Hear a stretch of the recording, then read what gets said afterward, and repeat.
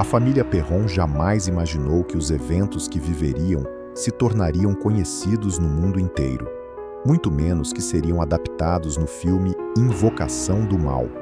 Mas, segundo eles, o que realmente aconteceu foi muito pior do que qualquer coisa retratada na tela. Andrea Perron, uma das filhas, escreveu 3 livros detalhando tudo. E é essa versão sombria que poucos conhecem. 2 anos e meio antes de se mudarem para a fazenda em Harrisville, um simples gesto mudou tudo. Roger voltou de viagem trazendo um filhote de cachorro. As 5 filhas, especialmente Andrea, se apaixonaram pela cadela chamada Bathsheba. O nome parecia aleatório, mas mais tarde a família descobriria que não era. Tudo começou quando Carolyn, mãe das meninas, encontrou por acaso um anúncio de venda de uma fazenda antiga. Ela ficou tão obcecada pelo lugar que ligou para o corretor às 9 da noite e marcou uma visita. Sem contar nada ao marido, foi até Rollingland no dia seguinte. Carolyn se apaixonou pela propriedade, vasta, rodeada de lagos, córregos, mata e profundamente antiga. A casa principal datava de 1680 e estava sob a mesma família, os Richardson, havia 6 gerações. Mesmo contrariando o bom senso, Carolyn entregou um cheque de $500 para garantir a compra. Roger ficou furioso ao descobrir, mas concordou em visitar o local. Assim que chegou, também se encantou. Eles fecharam o negócio, mas logo antes dos Perron assumirem a casa, o antigo proprietário chamou Roger para conversar e disse algo que ele nunca esqueceu. Pelo bem da sua família, deixe as luzes acesas à noite. Roger achou que era apenas preocupação de um idoso. Não era. Assim que chegaram para a mudança, uma tempestade de neve caía forte. Dentro da casa, Carolyn sentiu uma tristeza profunda, algo inexplicável, como se o ambiente drenasse sua energia. A lareira estava selada, o aquecimento parecia não funcionar, e todas as crianças notaram um estranho comportamento dos animais. Cães e gatos se recusavam a entrar. Um deles, inclusive, morreria poucas semanas depois. E então, no meio da mudança, Andrea viu pela primeira vez o que ela não sabia que era um fantasma. Um homem parado perto da porta, vestindo roupas antigas. Ela disse, "Bom dia", mas ele não respondeu. Minutos depois, outra filha entrou na cozinha perguntando quem era o homem na sala. Carolyn ficou irritada. Não havia ninguém ali. Mas para as meninas, havia. A partir desse dia, as manifestações só aumentaram. Portas que davam para closets aquecidos pela antiga chaminé se tornaram passagem para algo invisível. Objetos se moviam. As camas das crianças mudavam de lugar durante a madrugada. Andrea, mais velha, tentava manter a calma das irmãs, mas ela mesma já sentia a presença constante de algo observando. Em pouco tempo, não era mais possível fingir que nada estava acontecendo. A casa parecia viva e parecia faminta. As manifestações ficaram mais intensas quando as meninas começaram a ouvir vozes durante a noite. Cindy, aos 8 anos, procurou Andrea apavorada, dizendo que várias vozes repetiam a mesma frase dentro do quarto. Existem 7 soldados mortos enterrados na parede. Enquanto isso, April, a mais nova, com apenas 5 anos, passava os dias brincando sozinha no closet que ligava 2 quartos. Era o único lugar quente da casa por causa da antiga chaminé. Foi ali que ela encontrou um menino loiro que saía de uma das pequenas portinhas. Ele tinha olhos verdes, expressão triste e parecia doente. Disse que se chamava Oliver Richardson. April não tinha medo. Brincava com ele. Guardou esse segredo por 30 anos. Mas a mãe, Carolyn, percebia que algo estava errado. As camas das meninas se deslocavam sozinhas todas as noites. Às vezes, até levitavam alguns centímetros. Cindy era a mais atormentada, enquanto Andrea sentia apenas uma estranha aceitação, como se algumas entidades não a vissem como ameaça. Com a chegada do inverno, a casa ficou congelante. Carolyn resolveu reabrir uma das lareiras. Foi quando tudo piorou. Numa tarde, uma vizinha apareceu levando um bolo. Carolyn desceu para atendê-la depois do banho, entrando no closet para se vestir. De repente, um grito aterrorizante ecoou pela casa. Quando as filhas abriram a porta, viram algo impossível. Um pesado guarda-casacos de madeira batia repetidamente no corpo de Carolyn, deixando hematomas no rosto, peito e pescoço. A vizinha fugiu correndo e nunca mais pisou na propriedade. Roger, que viajava muito a trabalho, começou a duvidar da esposa, mesmo vendo os machucados. Andrea acreditava que ele temia mais a verdade do que a possibilidade de estar certo. Meses depois, a situação se agravou. Carolyn, antes jovem e saudável, parecia envelhecer rapidamente. Ela emagreceu, criou rugas profundas, perdeu a vitalidade.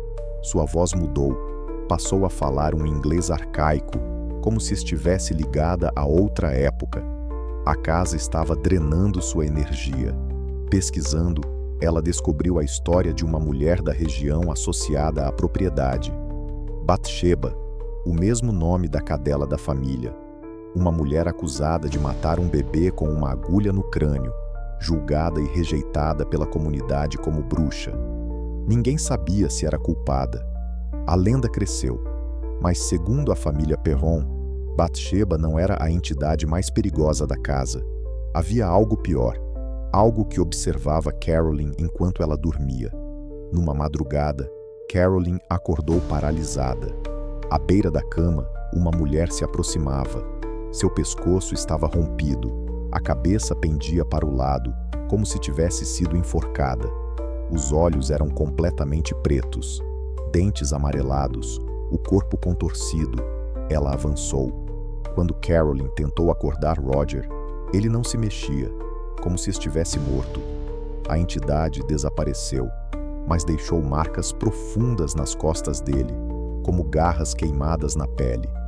O relógio da parede parou exatamente às 5h15 da manhã, horário em que, segundo a família, sempre que algo grande acontecia, o tempo congelava e a casa parecia querer muito mais do que apenas assustar. Depois do ataque a Roger e do relógio parar novamente às 5h15, a casa mergulhou ainda mais no caos. A família já havia identificado pelo menos 12 entidades diferentes circulando pelos cômodos. Algumas eram apenas sombras, outras, tão nítidas quanto pessoas vivas. A mais hostil parecia ser uma mulher conhecida como Senhora Arnold, que tinha uma fixação estranha por Roger e desprezo absoluto por Carolyn. Queria expulsá-la da casa a qualquer custo. Com o tempo, a saúde emocional de Carolyn despencou. Ela não conseguia dormir, vivia pálida, e a casa parecia reagir de forma violenta sempre que ela tentava se fortalecer. O fogo se tornara um elemento recorrente. Chinelos queimavam sozinhos, tochas fantasmagóricas surgiam no quarto, e a lareira parecia respirar como um animal vivo. As meninas também passaram por eventos traumáticos.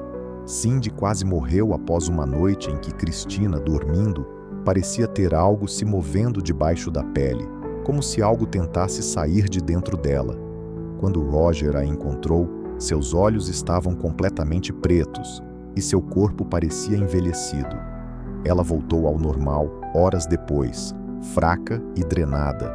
A casa queimou 3 vezes, de formas inexplicáveis. Em meio a esse caos, surgiu um homem chamado Keith Johnson, dizendo ter sido chamado para investigar o caso. Foi ele quem introduziu Ed e Lorraine Warren à situação. Mas ao contrário do que o filme sugere, os Perron afirmam que os Warren não resolveram o problema e, em alguns momentos, pioraram. Quando os Warren chegaram com médium, padre e uma equipe inteira, Roger ficou furioso. Ele sentia que estavam invadindo seu lar. Lorraine foi firme ao dizer que se ele amasse a esposa, precisava permitir a intervenção. A médium escolhida, Mary Pastorella, cometeu o erro fatal. Começou a conjurar, chamando os espíritos, abrindo portas. e a casa respondeu. A energia despencou. Carolyn apagou, inclinando-se na cadeira.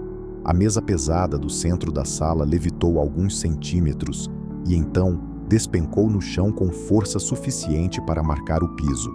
A partir daí, algo entrou na sala. Andrea e Cindy assistiam escondidas, olhando por uma fresta da porta. Carolyn começou a se contorcer de forma impossível. Seu corpo se dobrava como se não tivesse ossos.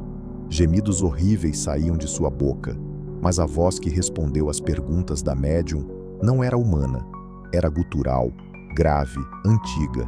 Então veio o impacto. A cadeira de Carolyn foi arremessada no ar e atravessou a sala, lançando-a no chão com força brutal. O som do crânio batendo fez Andrea acreditar que a mãe havia morrido. Roger se desesperou, correu para ela, socou Ed Warren no rosto quando tentaram impedir sua aproximação. Depois de longos 45 minutos, Carolyn recuperou a consciência, sem lembrar de nada. A equipe técnica subiu ao sótão para verificar o equipamento e encontrou todas as câmeras destruídas, arremessadas contra as paredes. Ed pediu desculpas às meninas por terem presenciado aquilo, mas o estrago já estava feito. Até a pequena April tinha visto tudo e ficou traumatizada, e mesmo assim, nenhum espírito havia sido expulso da casa. Depois da noite da conjuração, Roger expulsou os Warren e toda a equipe. Ele estava convicto de que a intervenção havia piorado a situação. No entanto, a casa não recuou. Pelo contrário, parecia mais desperta do que nunca. Carolyn se tornava cada vez mais fraca. Ela mal conseguia se manter de pé durante o inverno, e a casa permanecia gelada, mesmo com o aquecimento. A cada madrugada, o relógio parava exatamente às 5h15 da manhã, como se a casa marcasse o seu próprio tempo sobrenatural. Um dia, exausta, Carolyn disse a Roger que não sobreviveria a mais um inverno ali. Foi a primeira vez que ele realmente aceitou a verdade. Era preciso fugir. Quando colocaram a propriedade à venda, passaram 6 meses sem receber uma única ligação. A cidade inteira já conhecia os rumores sobre a casa. Eventualmente, encontraram um comprador, mas nem todas as filhas queriam partir. Apegadas à fazenda, algumas se revoltaram. April, a mais nova, sofreu mais. Ela havia criado laços profundos com os espíritos da casa, especialmente Oliver. Já Nancy, apaixonada pela história da família Richardson, implorou para ficar. Ela até se ofereceu para cuidar da propriedade de graça para os novos donos, desde que pudesse morar ali. Ela conseguiu. Nancy se mudou para casa com seu namorado Ed Richardson, descendente da família original. Mas algo sombrio aconteceu. Ao entrar na casa, Ed mudou completamente, tornou-se violento, abusivo. Meses depois, foi encontrado morto na floresta, após tirar a própria vida. A casa parecia devorar tudo o que tocava. Mesmo vivendo agora na Geórgia, as assombrações não ficaram para trás. Carolyn foi atacada no sótão da nova casa, como se algo a seguisse. Andrea afirmava que Bathsheba e Sra. Arnold continuavam acompanhando-a, aparecendo até em fotos de fundo. 40 anos depois, durante as gravações do filme Invocação do Mal, Andrea reencontrou Lorraine Warren. Lorraine pediu desculpas, dizendo que não tinham ideia da magnitude daquilo que enfrentavam. Na velhice, na beira da morte, Ed Warren implorou a Lorraine que contasse a história verdadeira da família Perron, chamando a investigação na fazenda de a mais intensa, convincente e perturbadora de suas vidas. Os produtores do filme leram os 3 livros de Andrea, mas recusaram usar toda a história real. Acreditavam que o público não suportaria a versão completa.